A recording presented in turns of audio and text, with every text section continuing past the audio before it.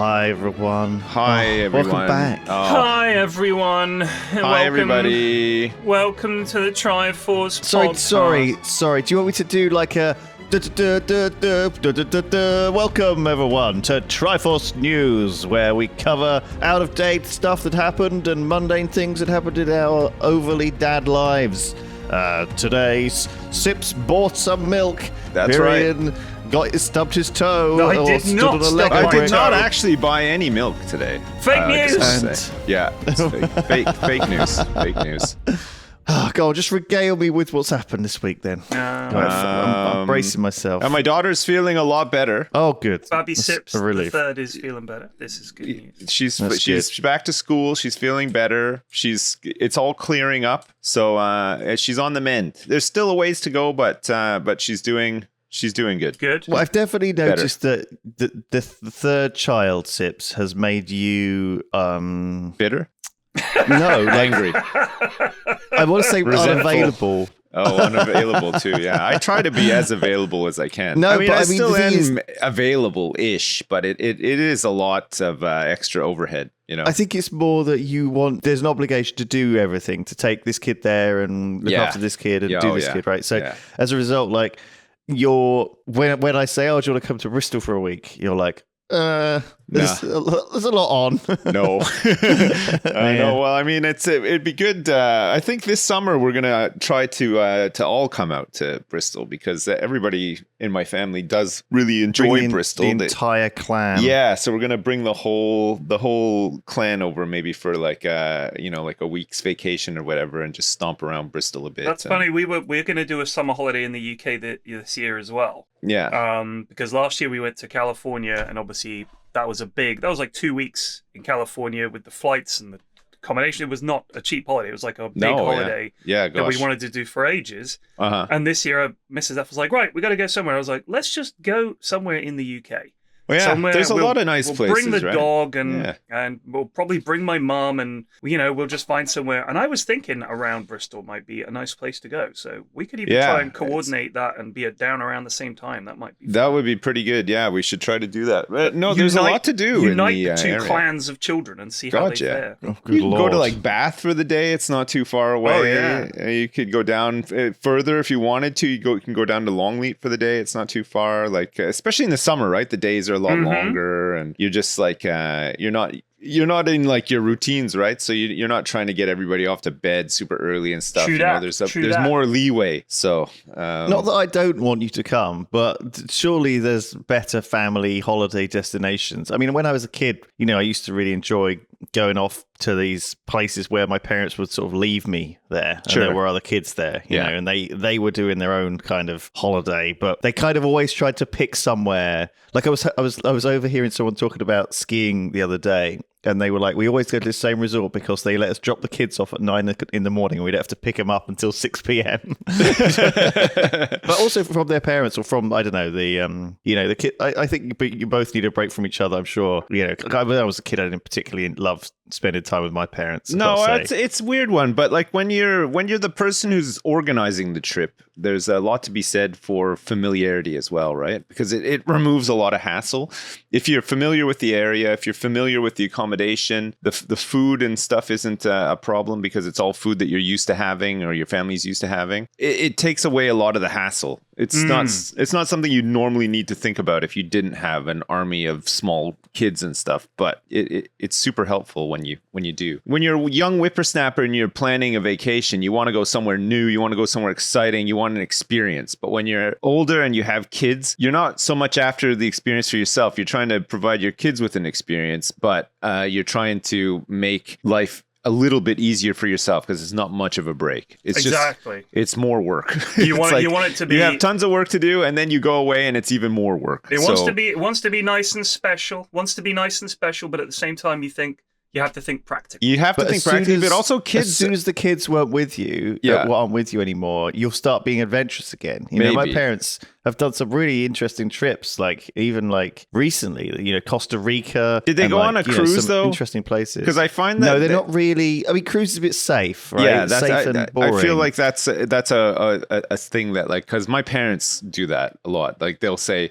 "We're going to this crazy place that we've never been to before," and you're like, "Wow, that's going to be nuts." And they're like, "Yeah, we're just cruising there, so like we'll be there for a day, and then we'll spend the rest of the time on the boat." Yeah, like, and it's all going to be boat. And the whole excursion's going to be chaperoned by a professional person from the boat and stuff like that, which is fine. I'm not knocking it. I think it's definitely a way to see other stuff or whatever, but it's a little bit different to like when you're 20 and you're just embarking on this, exciting backpacking tour of Peru. Yeah, exactly. It's a little bit different, which I never did, and I still have a lot of respect. My cousin did it just before. Well, he knew he was getting married in a year, and they were planning on having kids. So he was like, "I'm going to do my round the world tour."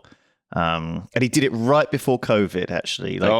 Just got it done before COVID hit, and he went to South America. He went to Russia. He went to these islands in the Pacific. He went all over the world. Him and his wife. Right. And I think they had it was like their last great hurrah. Their last chance for 20 years to do something like that on their own. Yeah, and I think it's good. My parents, did I tell you they recently came back from Disneyland, Florida? Wait. They went just themselves? No, they went with my brother and his wife. Do they have kids? Do they have kids? What do you mean, do they? Oh, no, they don't know. But my brother's wife works as a nursery nurse. Right, but so she brought some of the kids with her? No. She just spends a lot of time. So four adults She's went a big to Disneyland. Disney She's fan. a big Disney I'm against that. Not just for adults, but two very old elderly adults. So my dad's 80-something, mid-80s, and he had because when you turn up and it's your first time at Disney, they give you a big badge, which is first timer, right? And so he had this huge badge on his hat that he wore the whole time, and he said he had a great time because loads of people came up and talked to him. A lot of the parks have a lot of stuff to do that isn't like that bad for old folks to walk around and enjoy. Well, I tell you what, they had a brilliant time. The resort is impressive. I mean, like the scale of it, like some of the theming of it and stuff. You know what? We went to the one in Anaheim a couple of times, right? Around going to BlizzCon and stuff. Yeah. And like when you walk in and you're in that Sequoia Lodge, and it looks like you feel like you're in Wrath of the Lich King or something. Like it's all themed up and nice. There's a lot of stuff like that at Disney, which I can appreciate. Like you don't necessarily have to walk around and listen to the Chippendale Rescue Rangers theme tune blaring throughout the park, going on a roller coaster and getting sick from eating too many Mickey Mouse pizzas and stuff. Any roller coasters? Yeah, you don't have to do any of that stuff really. What? You can just go and have. They were there for I think 10 days. A gentle None of them did any time. roller coasters. God almighty. They went to like different parks each day and kind of. And the weather would have been really nice because, around this time of year too, right? It was super nice. They weren't too hot. They weren't too cold. They just had they had a great time. There was loads of interesting things for them to do. They went on some boats and did some mini golf and went to there's like a whole animal kingdom, which is basically a big zoo. Mm-hmm. And I think it's one of the less interesting. I want to parks, register my discontent. I'm not happy. Okay, no, discontent registered, but adults, I go to adult things. Don't go to Disneyland. Yeah, well, go to Amsterdam. But this is you being. I think a lot of it is made for families, and family stuff is fine, right? Yes, for families. That implies there have to be children present. I'm just saying. Well, there were. I mean, it was my parents and their child. No, who is my age. No. I don't mind adults going to things that are predominantly designed for kids and families. I do. As long as they're I think chill a lot about of the it, Disney stuff is designed for adults, though, too, right? There's a lot of I think a lot of the areas are very friendly to adults, and they get a big adult crowd, and I think that's only increased. Kids who went to Disney, I think they trade a lot on repeat visits. Yeah, they right? do. Yeah, Disney, and they got annual passes for locals and stuff as well, right? Yeah, I get the impression that it's just a big and those kids do grow up, and it's like, are you saying that once you hit 18 or 21, you can't go to Disney anymore. Like people. No, I don't know. Like when I went to Disney, me and my wife went to Disney when we were like 21 or something. Like I'm against it. She'd never been, and I'd been as a kid, and she was like, "What's it like?" You know, like what? And I couldn't really explain it, so we went, and it wasn't too bad. I don't know if I'm not saying I have a good reason. I'm just saying I'm against it. No, I think that would be my knee-jerk reaction as well, P-Flax. But actually, you know, they had a really good time. They said it was a great time, and I think that's what it's supposed to be. It's like Vegas. It's geared up for people to have a good time. They want people. Everything's very safe. Like I was like, I was sort of saying to my brother, you know, what was your first time in America like? And he was like, I don't think we really went to America. We went to Disney. Do you know what I mean? Yeah. We landed at the airport, got like this Disney bus to the thing that was playing the Disney movies. They took us to the Disney hotel. It was just like it was like being on a theme park ride from the moment we landed. You know, we didn't get to see. Everyone was super nice. You know, they were all like. You know, my brother's a big guy, right? He came over this weekend and stayed for a couple of nights actually, and we hung out. We went to the cinema and we watched. He wanted to watch Avatar. Well, he wanted to watch Avatar, and I was like, all right, right. So we got there, and he was like, fuck, I forgot it was like 4 hours long. I was like, yeah. And he was like, can we just watch like a crappy action movie instead? So I was like, okay. So we watched Plane with Gerard Butler, which is exactly as it sounds. Right. Badass ex-army guy is a pilot, crashes a plane on an island of terrorists. Sure, of course. Yeah. And, you know, but it was like, I had a really nice time with my brother anyway. But he said to me, one of the things, because he's a big guy, one of the things he said to me was that I felt totally at home in America because there were a lot of big guys like me. Oh yeah, right. Yeah, and it's made for like just I don't know, just for inclusiveness as well, right? Like it's kind of just everyone's super nice to everyone, and I think they just had a really nice time. You know, you're not gonna. There's no stress, right? With it.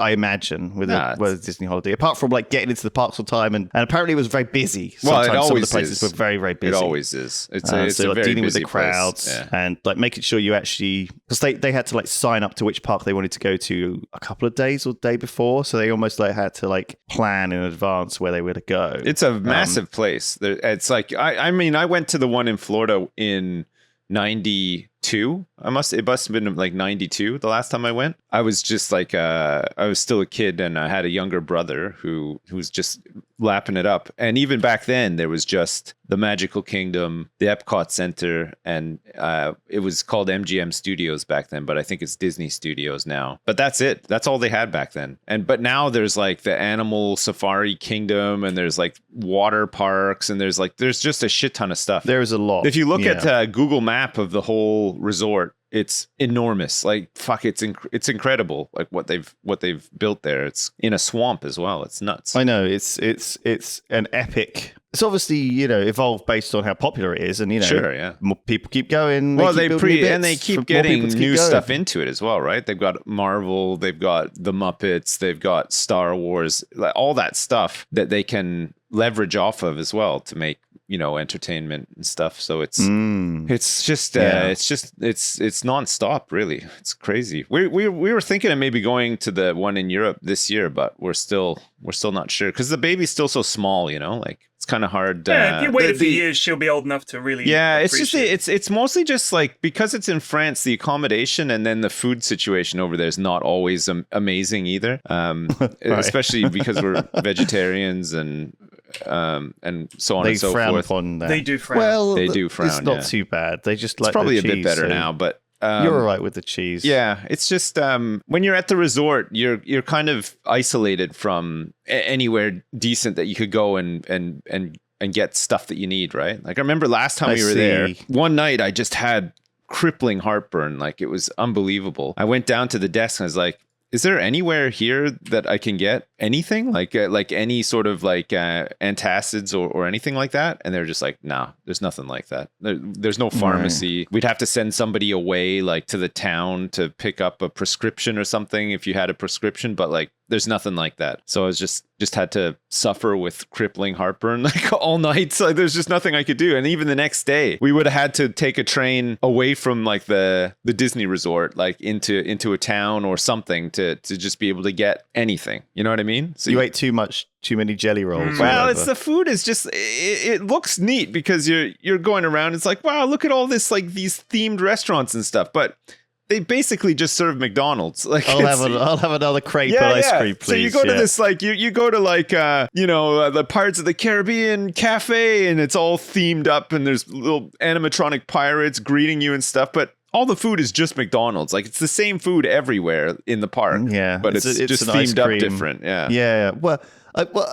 as I get older, though, the medicine bag I bring with me on holiday seems to grow and grow. Yeah. I will say you need your lotions and your potions. Yeah. I mean, like, well, what if I get this? Oh man. But what if this? What if, And so yeah, we should have being all this like a bit stuff. of a traveling pharmacy. You got to have because the diarrhea pills in the there. world, right? Like you wake up at 3 a.m. in a fucking hotel somewhere, and you're like, oh god, I feel like shit. What am I gonna do? I know. Gotta get the Imodium going, and you gotta combo the Imodium with the Metamucil and just see what happens. And God, it's an experimental time when you're on vacation too, right? You just you're mixing and you just don't care, right? You're just like, you're not at home, you're not really that comfortable. You just gotta try a couple of combos out and see what works. Usually nothing works. Do you guys want to talk about UFOs? Yeah, sure. We don't have actually. To. Yeah, sure. No. Well, we just want to be polite. Thing is with Triforce, right? As you guys know, the conversations just flow very naturally. Well, that was not a natural flow. No, because you didn't even provide any sort of segue. You just came in and said, "Would you like to talk about something totally different now?" Exactly. Would you like to move on? Well, so no, just to round that off. Never travel. My parents sent me all these great pictures of being at Disney, and they had a great time. But they were all did I tell you this? They were all augmented reality because some of the days it was raining, right? And they had their umbrellas, and so they were like these. You were able, I guess it's a COVID thing.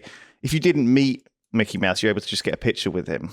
Or something. Well, like a virtual. I think I've talked about this before. They had a great. What a great memory. Yeah, I remember that time they bamboozled me into thinking I met Mickey, but I didn't actually, and it was augmented reality. I'll never forget that. That's right. That's what it's all about. Go on. So dinosaurs, UFOs, my brain. Well, it's funny you say that because there is actually quite a strong piece of evidence that the dinosaurs left on UFOs. So nice segue, Lewis. No, I watched a video. That guy Johnny Harris. He's like an online. He does YouTube vids. He calls. I've never heard of him. Johnny, you don't know Johnny Harris? No. What about Stephen Smith? Oh, okay. I recognize this guy. Johnny Harris from. He did. I was just trying to think of really generic names. He used to work Harris at super. Did he used to work for Vice or Vox? I think so. Or someone? Yeah. So he does his own YouTube content now, and some of them are really good. He did one about why the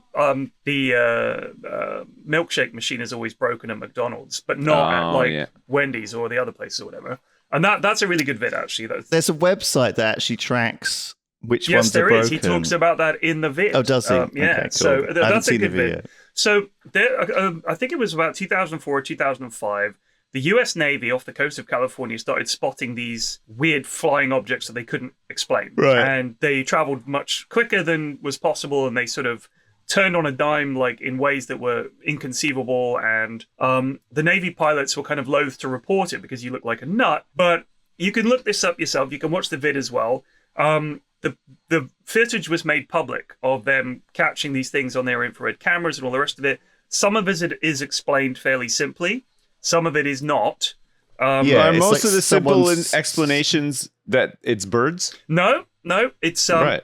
One of the things, it's like crumbs on the radar screen or radar scope. It's not crumbs. I think one of the big things is that they'll say, wow, look how fast that thing's going.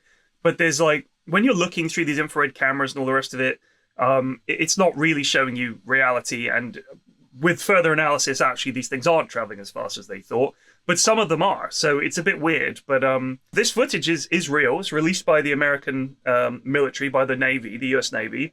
Right. And these are proper pilots, and it's being analyzed by real people, and the Senate or Congress, whichever fucking one it is, has said yes, we should look into this, and the Pentagon has formed a new division to examine these things. They call them UAPs, unexplained aerial phenomena. And the big thing is that it could actually just be some weird technological breakthrough of some new drone that China or someone is flying in American airspace just to test them out, or it could even be a US project that is so secret that no one knows about and everything, which it didn't really strike me as likely because they've been caught on camera a bunch of times. Yeah, and airspace is something that's fairly monitored and locked down and stuff too, right? Right, like, but like a private company couldn't just be testing something that flew without needing it's clearly not a private company. A million permits and stuff like that. Yeah, and I mean these things that they've got radar logs of them and all this kind of. It is an interesting thing to dive down. But as he points out, don't go too deep because there's a lot of people that have gone overboard and like they're here, and all that kind of crap. Yeah, I don't think they're aliens. I think the most likely explanation is that their drone's some classy new kind of drone, and they just haven't figured it out. How to study them yet, or they haven't really got a handle on how to capture these things in a way that you like. To give you an example, one of them, they're like, wow, look at that thing go. And it looks like it's moving incredibly fast on the infrared camera, but it's actually not. It just looks like it because the infrared camera, you'll have to watch the video. It's a bit weird. Either way, it got me thinking, if aliens did turn up, right, let's imagine that they did turn up.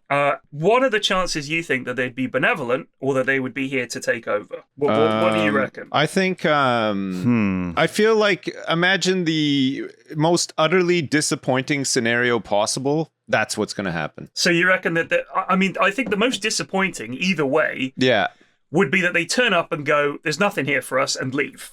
Like that would be, like they actually make first contact and they say, hi, we're from the planet Omicron Cygni 17. We've been studying you guys for about 50 years now, and we've decided you're not very interesting, and we're going to leave. And you won't hear from us again. And there's no one else. It's just us and you and the galaxy, and you're very boring, so we're leaving. That would be, I think, the worst result in a way. To know that they're out there, to have met them, and for them to just be so bored by us that they ghost us. They essentially pretty ghost much, us. yeah. Imagine you made contact with them and you're like, oh my God. And then they just turned around to you and they said, yeah, we've been monitoring for you guys for a long time. You're idiots. We don't want anything to do with you. You have nothing for us. You have nothing of any sort of value whatsoever. We don't even want to waste our anal probes on you. Yeah, we've got a ton of spare probes. We got a whole stockpile of probes here, revved up and raring and ready to go, but you guys just aren't worth it. Yeah, I think that's what's going to actually happen. I think that would be believable. There's so many people that are just so fucking crazy about all this stuff, and I don't know. I feel like time and time again, the more hyped up and crazy people go about stuff, the more just utterly disappointed they are with the reality of the situation. So the third way, the other way it could go, is that they decide to conquer us. Now, my problem with that is, and I think Stephen Hawking and a few people have said that if they did, we should be very scared of aliens turn up. Because when we, in Europe, went to places that were less technologically advanced, like the United States and South America and places like that, and Africa, we just conquered them. Yeah. And basically got rid of them and nicked their land. And so the idea is that the aliens would conquer us and nick all our stuff and enslave us or just wipe us out. Right. So I don't know why they would bother doing that. No. Because if they can travel through the entire galaxy, it's not like resources are hard to come by. You know what I mean? They don't need to struggle to find resources. No, They've got the entire galaxy. There's a lot of gas out there. We need your water. It's like, you can get fucking water on the moon, son. Like, you can get water all over the place. It's not hard to come by. Yeah, and minerals and metals and all that kind of stuff, they probably, depending on how technologically advanced they are, it's probably easier for them to find it elsewhere than on Earth, right? In an asteroid belt. You don't even need to land. They'd have to set up a quarry and a mining operation, and they would probably unionize and stuff. It's a whole headache, right? It's a whole problem. So they could just mine the asteroid belts. Yeah. Also, anything they get, they're going to have to schlep it all the way back to their home planet or some other planet. That's going to be a hell of a journey. So I don't think they'd bother conquering us. No. So the third option is it's not worth it. No, it's not worth it. It's a massive hassle. It's more energy to get it back than it would be to manufacture it out of energy at their end. Okay, but listen, here's a question for you. Let's say we did make contact with an alien race, and let's say they were interested in opening up some form of negotiation with us, or, they were about to enslave us, but they just wanted to talk to somebody to see if we could convince them. Who do you think, who is on Earth and alive right now, would be the best person to be our ambassador to the aliens? Paul Blart Mall Cop.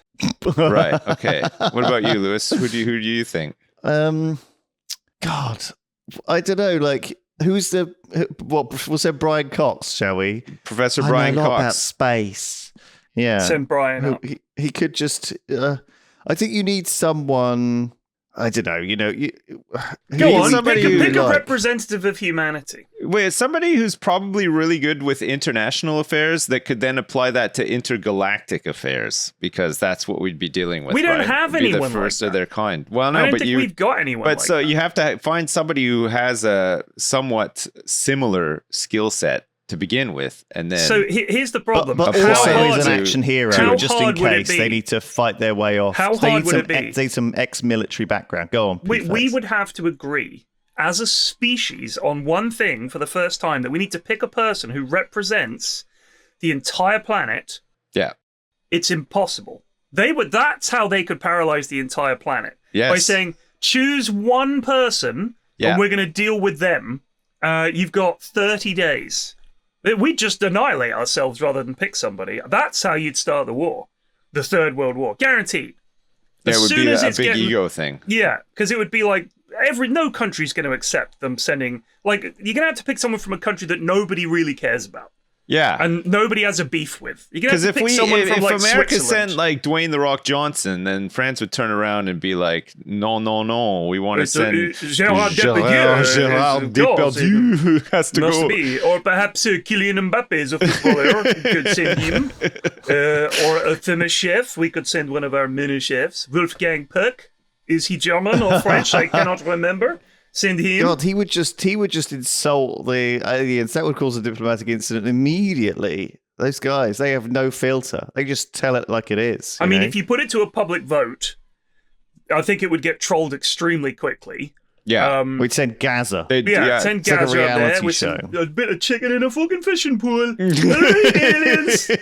How's it Man, I going? watched Just come up from Earth. Have you I got watched any a booze? documentary on Gaza recently because I know of him, but I didn't know a tremendous amount about him. Right. And I mean, it's interesting. There isn't that much to know, I don't think. Oh, he was our best generational talent of a footballer. We could fill a whole documentary.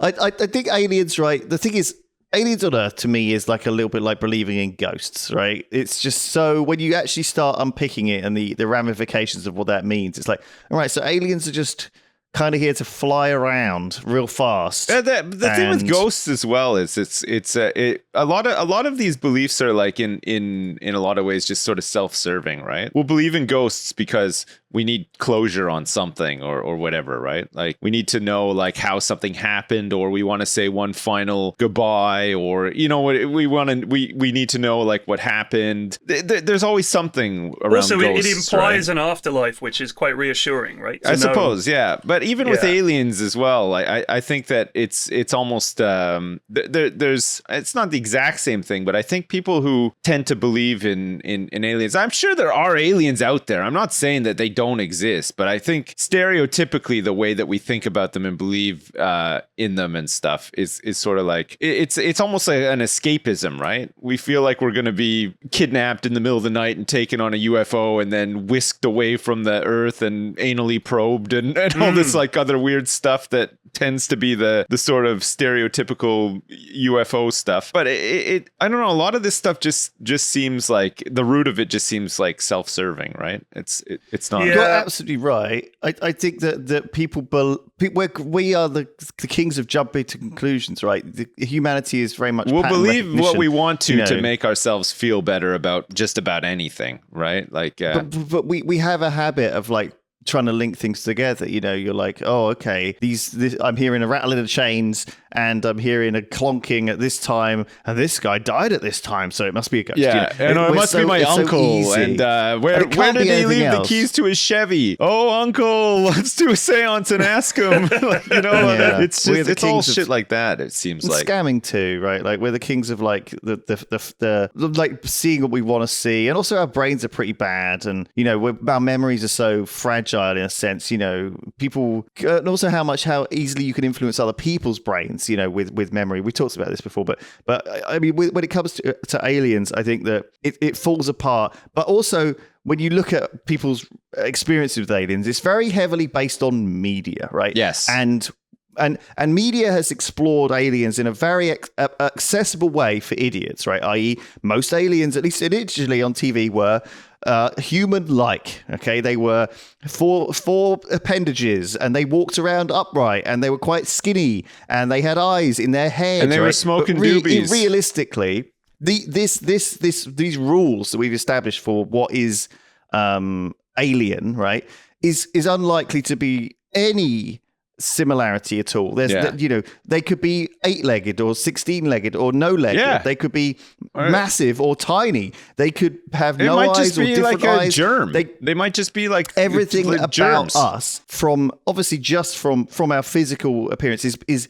entirely based on our planet, right? The way we see light, the way we hear sound, the way we do everything is based on Earth, right? And if life evolved on a similar planet, maybe they are similar. Maybe life can only evolve on similar planets, and so maybe they are similar. But it just feels to me like it's very naive to think that aliens would behave like us or think like us. And in a sense, like even like unless they had gone through some very similar pattern where they had conquered previous inferior races on their planet and learned that was wrong, I think that we would have trouble going.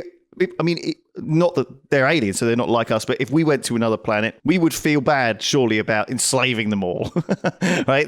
There would be some hesitation there, unless they were literally microbes, right? Yeah. And we were like, oh, they're just microbes, let's enslave them. So you got to think, like, at what scale does that mean? Is it just size? What if they're what if they're microbial and they see us as just, slow lumbering mountains?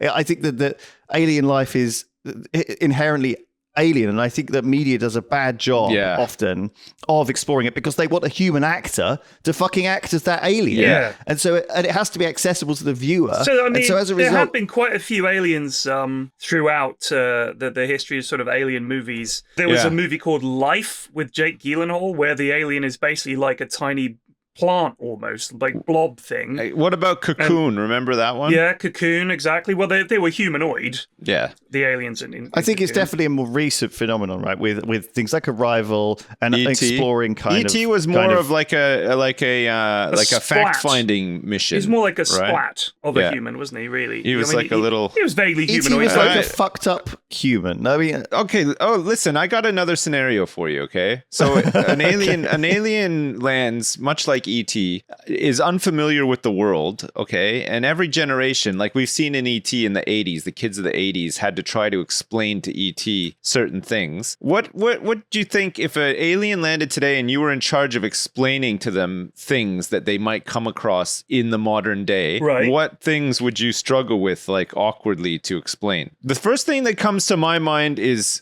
stepsister porn, like trying to explain that's to a big one. E.T. I think explaining dabbing would be difficult. The nature of fads, people doing gestures because everybody else is doing them. Yo-yos, very hard to explain yo-yos, I think, to aliens. I don't know. I think yo-yos is pretty straightforward, though, because it's like one of those things. Explain it to me. I'm an alien. People, what is this device? Just a rolling device on a string that's meant for fun. What? Just try it. What is fun? What?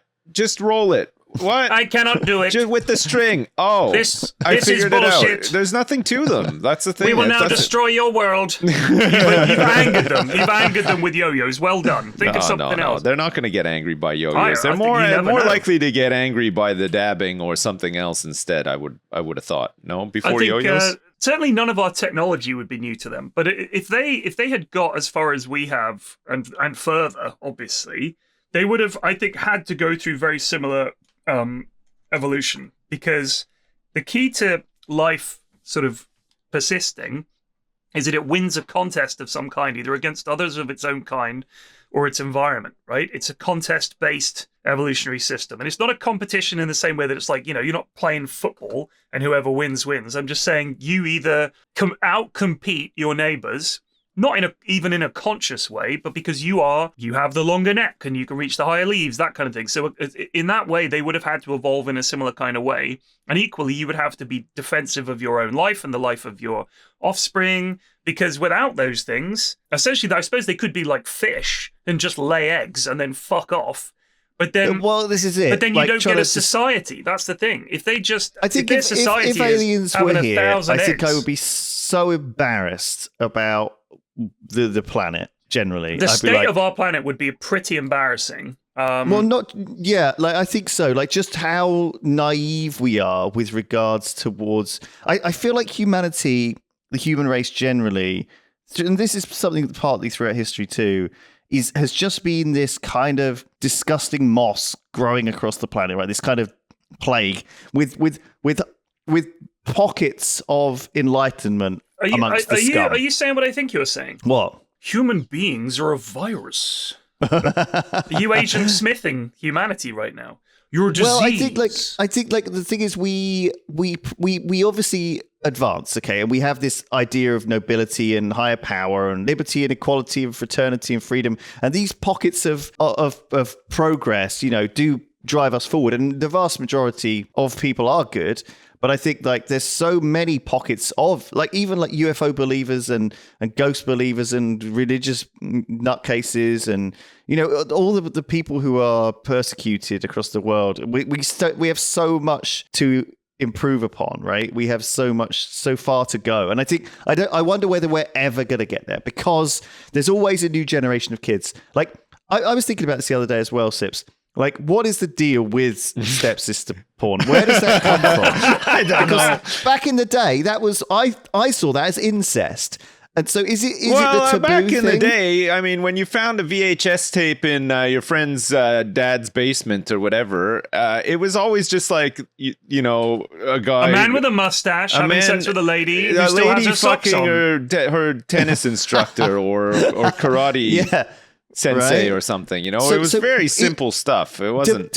So I think it's either two things. Okay, one, I think it's just the taboo, right? The idea that it's kind of incest, but it's okay. I actually have the answer for this. Right. So here's my second option. All right. That much like everything on the internet, kids or teens run it, and then everyone else picks up the trend afterwards, right? When you look at the most downloaded apps on phones, right, which we all have as adults, it is entirely kids stuff. It's like Barbie Friend Finder and Dress My Doll, and these are the number 2 and 3 I think downloaded that's insulting games. To me and the many other adults who find solace every day in Barbie Friend Finder. but it's like do you know what I mean? That they are all these. The TikTok is obviously huge and it's used by kids, right? Yeah, it really is big time. And obviously adults use it too, but I think they use it in spite of because it's popular. They don't realize it's kids that are making it popular. Like all these adults that play Fortnite, I'm like, you play Fortnite because the kids made that trend, right? And they made it popular. It's popular because the kids are playing it, not because adults are playing it. No adults made Fortnite popular. No, that's what I'm saying. Well, I mean, it was popular with kids beforehand. Some were in the scene making it popular, and they're popular because they're watched by kids. Don't get me wrong. Yes, but I mean, what I'm saying is that I wonder whether we know how much kids rule the world. And there's always new kids. There's always new idiots. There's new fools. And they click on ads more. They drive things more. They're always stupid. I wonder, as humanity, we're always going to have this lowest common denominator shit coming through because kids drive everything. They drive the algorithms. They drive all of it. But kids, we're driven by idiots. We're like in a car piloted by idiots. We're not. Kids are very hard to please. You have to get it just right. You have to get quite lucky, I think, for something to succeed. And the popularity of a thing, you can't force that. You say kids have good taste. I'm saying that they're very choosy. Yeah, I'm not saying that their taste is necessarily good, but they're definitely looking for something. It's not just put any old thing in front of them and they'll like it. They are picky. I mean, you only have to look at toy manufacturers, the number of toys they produce every year that do fucking nothing and die on their ass. And the ones that succeed just somehow tap into. Yeah, but I don't think those fucking ones that succeed are somehow genius, and that that it's pushing the boundaries of evolution. Normally the aliens are not going to turn up and go, these children are very discerning. Why is it the job of children? It's not the job of children to evolve society. The things that they like. First of all, is Fortnite doing anything for the planet? No, it just happens to be what's popular. You're picking a bad example, though. Like I think, there's nothing else that I can get Wu-Tang skins in, so it's got that going for it at least, right? No, I'm just saying, like, I wonder how much impact how much humanity is going to be limited by the fact that we have this ignorant period where we're always going to be stupid. We're always going to fumble and make mistakes and be shit, and these things like religion and negative ideas are going to come through again and again because we can't get over this hump of, are we always going to have shit politicians? Are we always going to have shit adults? Are we always going to have shit people because we are, because we're we shit. Always have done and we always will do. Because shit people don't train up new, shit teachers make shit kids, make shit people. I don't know, like... Here's the thing. I've got two theories about everything that you've just said, and I'd like to express them if I may. Okay, it's your turn. Sorry. The first one about, step bro, what are you doing? That kind of porn. Why is that popular now? And you're like, oh, it's the kids driving and young people watching porn.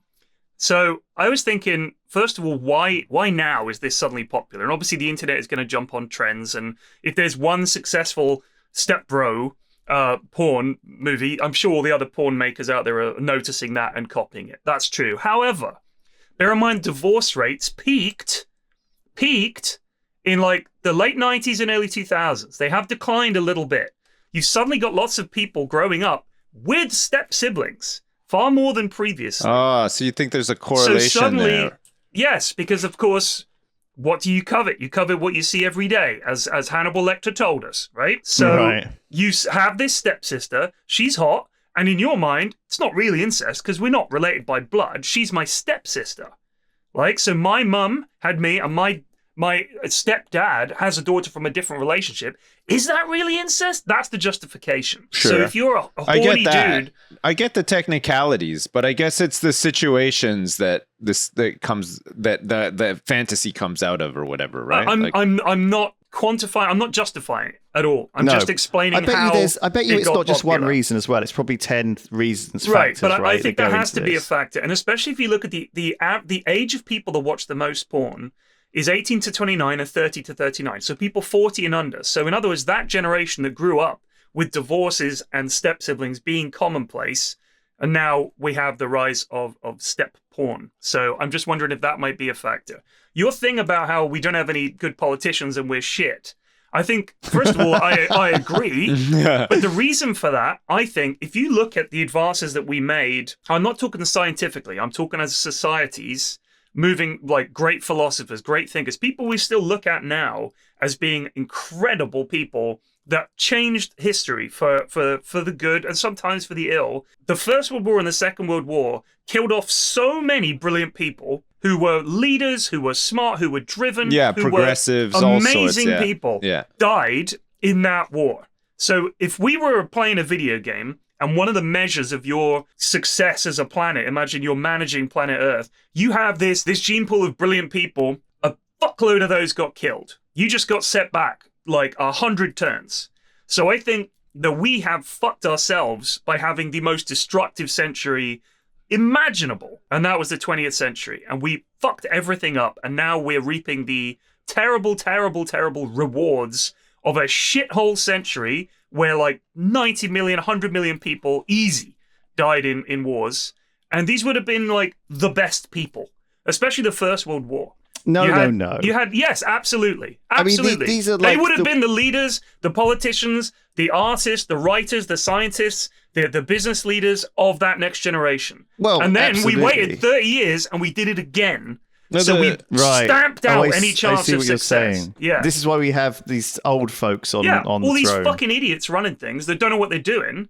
Because where did they come from? They just went to a fancy school. And their parents were fucking cowards that didn't even have the decency to go over the top and die in World War I. The brave leaders all said, follow me, chaps, we'll be fine, and died. I see. We see what selectively bred out. We anti-evolution. We anti-evolutioned ourselves. All the courageous people went to war and died, so we were left with the pussies. All the guys that pretended they had a bad leg and stayed home. That's what we've got. Them and their lousy offspring. Right. That's it. That's where we are. So all our leaders fucking suck. Actually, I like that as a theory. Because I always joke about how, we Brits had this huge empire, right? And so anyone who was adventurous went off to some distant fucking part of the empire. And I'm descended from the cowards who stayed at home and did the washing. Do you know what I mean? That's why we all suck nowadays. That's it. I think, I don't mean it. I'm only messing, right? I'm only sort of spitballing. But I guess my feeling is I'm so unhappy with things that history seems to repeat, right? And we've had bad leaders throughout history and good leaders too throughout history, but we always seem to still find people who are, even in the eyes of modern society, terrible role models. And when you look at Donald Trump, for example, there's tons of other examples of politicians in charge over the world, or just leaders of companies, leaders of people we, the creators of our media, like Justin Roiland, right? Who really should know better. Like the president of the United States is supposed to be a role model, a guy who has a trophy wife and gropes people in the pussy. Do you know what I mean? And it normalizes being gross, being awful. And it's almost and it feels like people are getting away with it and not being called on it for what it should be. So I guess I'm a fan of, am I a fan of cancel culture now? But I think anyone who's got a brain cell keeps their disgusting opinions to themselves, right? And so they die with them, and that's fine. I guess I'm scared that we only know about the awful people who are stupid enough to out themselves as awful, right? There's a lot of awful people who are probably smart enough to keep their awfulness out of the public eye and not get pilloried for it. But equally, they're not spreading that awfulness and teaching other people, like Andrew Tate, teaching other people that being awful is the way to be, it's the way to get ahead, or acting as some sort of educator for awfulness. And I think that, if you die with your views intact in your head, you're not hurting anyone, right? True. So does it matter? Is what I'm saying. I think it's always been the feeling that we should have these terrible opinions out there, and essentially they're so shitty that they'll defeat themselves. That essentially we will confront them and say, well, this is clearly ridiculous, and people will just go, yes, you're right, and they won't believe it. But instead, it turns out that if you give a platform to people like Andrew Tate, people don't listen to him and say, what a load of bollocks, and laugh at him. An awful lot of them go, yeah! And buy his merch. So it's a tricky one. It is tricky, and I think it's us overestimating the average person, right? I think a lot of the time you're right. I think people think people won't buy that. That's a load of obvious rubbish. But then you can never underestimate the public or whatever. Yeah. There's this classic saying that it's. I mean, not that we have the fucking hottest, the coolest takes ever. But our takes, I would hope. Well, I do. Are not. I don't know about you guys. Of course, I hope we're not advocating shitty behavior. No. But I think that a lot of people listen to this podcast and frustratedly feel like they want to jump in and say you guys are wrong, and we probably are a lot of the time, and we change our opinions, and that's what the mailbag's for you to rant at us, and for us to either choose to ignor them or feel bad for a week afterwards. I do want to learn, I do want to be better, and I guess my opinions I haven't written them all down and on a stone tablet like Aristotle and really come up with elegant ways to say them. They're just my stupid ways to understand this planet and why things are like it is. And I think that why I would feel embarrassed about aliens coming down and being sorry guys, just don't look at this bit. I mean, they would look around and say, let me get this straight, you guys still just have separate countries and you're all fighting with each other, and you've definitely got enough to go around, and you're just keeping it for just a few people. You'd be like, well, yeah, because that's fair, isn't it? And they'd be like, okay, what about this environment thing? Because this is your only planet, right? We're like, yeah. How's that going? It's like, well, there's money to be made, and it's a complicated issue. But okay, what is this money stuff? You're still fanning around with money. Well, yeah, because it's not fair otherwise. But what if only a few people have all of it? Well, I mean, they deserve it. Okay, all right, we're gonna go back to our planet. Good luck. And maybe we'll see you in 1,000 years. We'll come back. But even then, I feel like they'd come back and it'd be the same. Like 1,000 years, sure. No, there'll be nothing left. Don't get a lot of change. Oh, there'll be nothing left. Yeah, they come back. True. Yeah. You got how many nuclear submarines? Good Lord. Yes. Wow. It's quite a lot. We're just going to back off a little bit. Because that's like a tinderbox you got going there. Whew.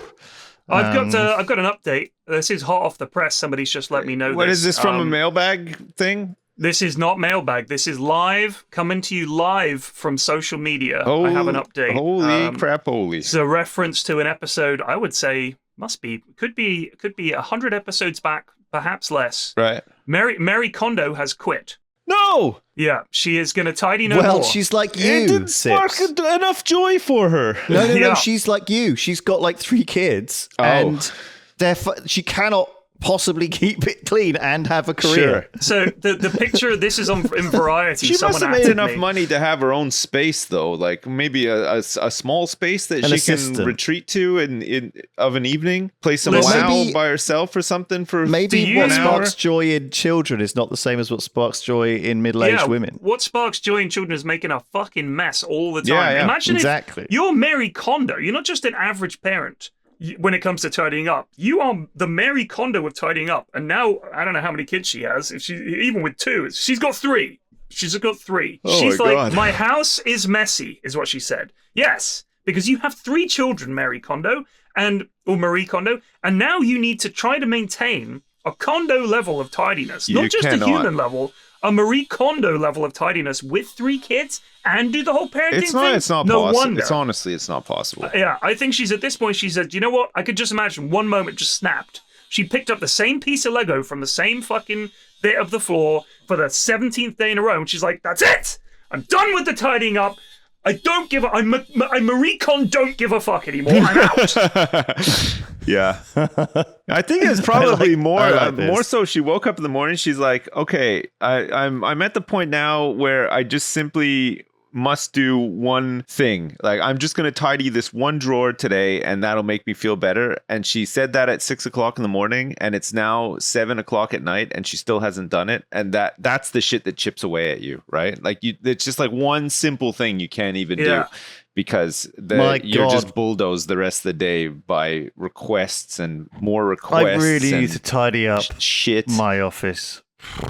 I have such a lot of mess in my office, and partly because board games and Warhammer and stuff takes up so much space. But like it's just a tip always, and I feel bad about it all the time. I'm gonna Mary Kondo my office this week. Okay, I will say that I will, but I won't. No, I won't That's either. What will happen. I won't even say that I will either. I just I received a present this week. Wow. I want to talk about my present. I got this from Forbidden Planet, which is my favorite comic shop in London. Heard on the podcast that I was a big Judge Dredd fan, and they sent me. I tweeted a picture of it. It's an A1. It's literally an A1 sized comic book, hardback Judge Dredd. Signed A1. By, it's fucking huge, dude. It weighs A1 is like the mega floppy. Yes, it's huge. It's huge. It's A1? Absolutely huge. It's massive. Maybe it's A2. I don't know. It's big. Oh, it's big. Yeah, I mean, A1 is really so big. It's the length of my arm.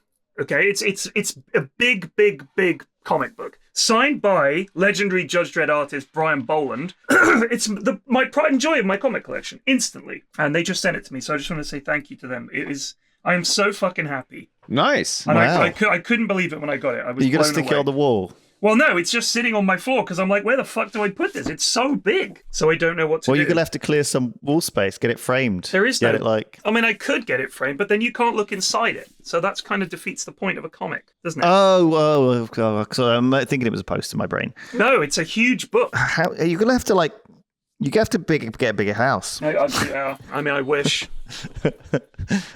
We do talk about that because obviously living in London, the house we've got 3 bedrooms and my office, right? Which for a London house is that's decent, right? Yeah. And we had to get the loft converted and all the rest of it, and we were all, it's pretty squeezed in. Did you guys convert the loft yourself? Yeah, we did. Yeah. What, did you get somebody in to do it, or did you do it? Yes, of course. All I mean, no, I didn't do it. Jeez, that's why I'm up here now. Right. And how long did it take you to get it done? We were here. We bought this place in the early 2000s, and then when Mrs. F was pregnant with our eldest, we were like, we're going to need more fucking space. And we'd spoken before about getting the loft converted. My brother-in-law used to live with us. We bought the house together because none of us could afford to buy a house on our own.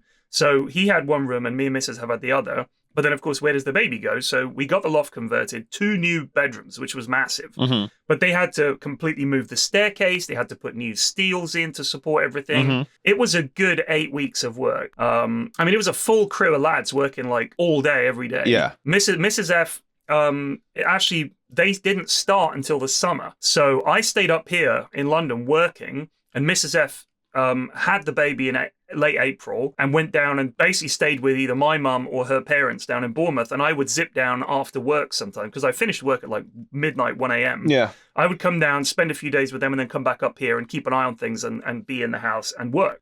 So I lived in like this bombed out house. Like no part of it was livable. Whichever room they'd finished, I lived in that room. So I just slept wherever I could. I just dragged a mattress around and fucking slept on that. The sort of thing that I would never do now. But when I was 33, it didn't feel like a big deal. So that's we had it done. Then sounds like The Last of Us. It was rough. It was very Last of Us, yeah. But then we had the kitchen redone a few years after that because it was tiny and shit. And there was like a side return on the house, which is like a chunk cut out of the house just for no fucking reason. So we filled all that in. That was a huge fucking project. And that took about 2.5 months. So the whole downstairs was unlivable for that time. So we finally got to the point now where there's no more big work to do on the house. And yet, it's like, shit, we could do with some more space. There's always something you can do on a house, though.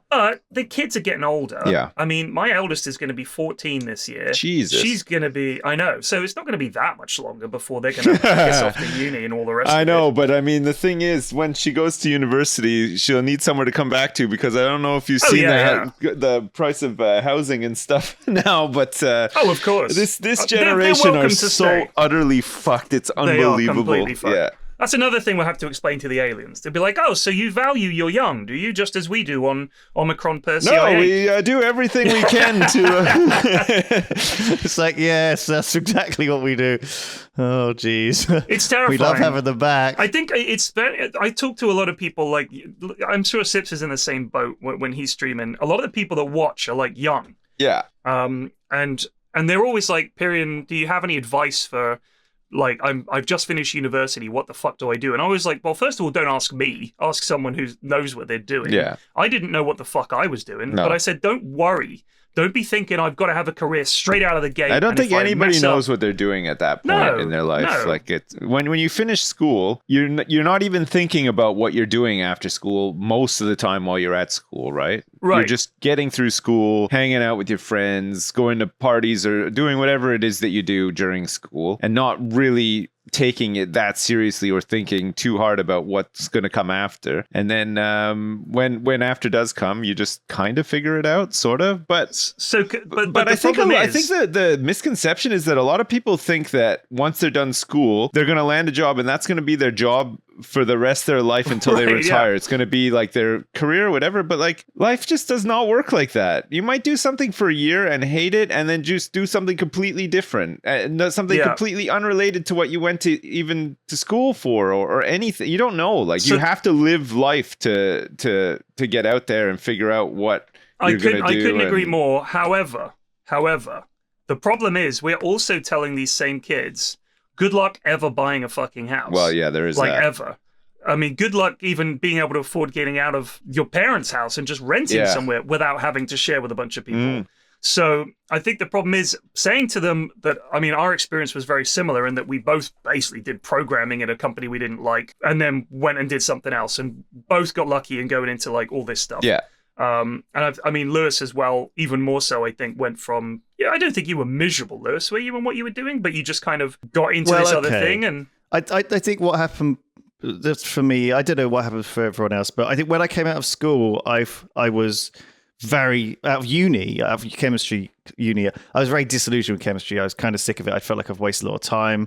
I by the end of my third year, I was very depressed, and I was like, God, I'm just going to finish off this whole fourth year. And I spent the whole year pretty miserable, living on my own, not having many friends. Came out to live with my parents. I didn't even go back to uni to graduate. Wow. I was not in a very good place mentally, and I felt like I had got into a couple of jobs, and every time it was almost like dating, where I was like, "Oh, this will be nice. They look nice on the surface. They're friendly. They're cool. They're interesting." And then you get there and you find out that you hate it, and you hate everyone, and you hate everything, and you're like disillusioned because, and even if you find something that you quite like, very quickly you're working for someone else, right? This is a common thing with work, and it's like, I want to throw myself into this. Like, I think this is why they hire these young staffers at like the White House and newspapers and things. Is because they're super keen, passionate. They've got cutting edge knowledge of like they've just come out of school. You know, going back to school. Some people talk about doing that just to refresh their fucking knowledge of like what's going on, because you get so out of date when you haven't been in school for 15, 20 years, right? And also you get so stuck in the ways and limited in the ways that companies do things or force you to do things. And so I guess like what I wanted was something I could throw myself into, and everything that I found wasn't that. It was just something to pass the day, and it very quickly ground me down and turned me into like someone who was trying to do the bare minimum to get by. It just teaches you, right, naturally, that's the way to do it. Like, what's the incentives, right? Like I'm not getting paid if I work extra, if I grind extra, and the only benefit is people don't judge me or tell me off, or, you know, the toxic work environment is what makes me work hard. Like I was very disillusioned very, very quickly, and as soon as I could, I started doing things on the side, right? And so I had these like freelance writing gigs, and then doing other things, you know, off my own projects, until I was able to escape from the rat race kind of thing. Right. And I always recommend that to people. Like, you know, you should, if you can find a job that works for you and it feels good and the people are good, and you still feel excited to, because you do have to have a job, really, for two reasons. One, to pay bills, but two, for sanity. Humans need like something to do, and I think a job, it is good to have something. If you're, I'm sure it's not very healthy. Well, wasn't for me when I had periods of time after uni when I spent 6 months, you know, living with my parents, playing games all day, and I didn't feel fulfilled. I didn't feel like I was making any progress towards anything. I felt miserable. That was the worst I've ever felt in my life, and it wasn't. And what actually got me out of that was, after about, you know, a year or something, I started taking on temp jobs, and I worked at a hospital, and I worked at the church, and I worked at various places, and had this sort of period of a couple of years where I just did different things until I felt better and more comfortable and more in a more of a direction of where I wanted to be, which ended up doing science writing stuff. But then obviously that changed into making YouTube videos, but that you know, I didn't know that would even be a thing. I feel like you will have to find your own way and so the question try and is, follow your own passion. The advice that we're given is essentially from one generation prior.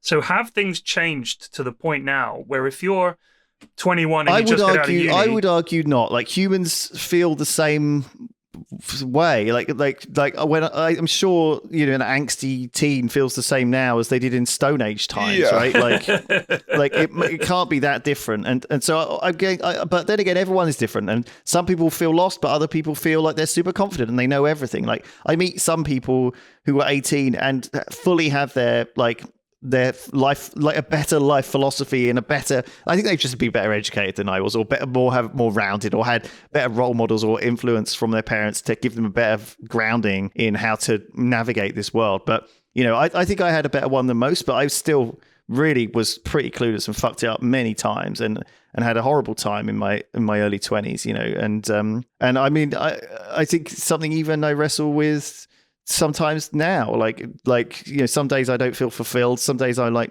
I'm not really loving what I'm doing at the moment. I'm not loving this podcast. no, I'm always excited to do this podcast. But do you know what I mean? I think that this is something we talk about all the time as creators, because you have to enjoy it, or else you have to be genuine. You have to genuinely like want to do it, because if you don't, it comes through and the audience see it, right? Like, and if you're unhappy, there's no, you know, I think you have to have your finger on what is fun. We've always tried to encourage this, like, you know, chase things that make you want to get up in the morning for them. Chase that excitement.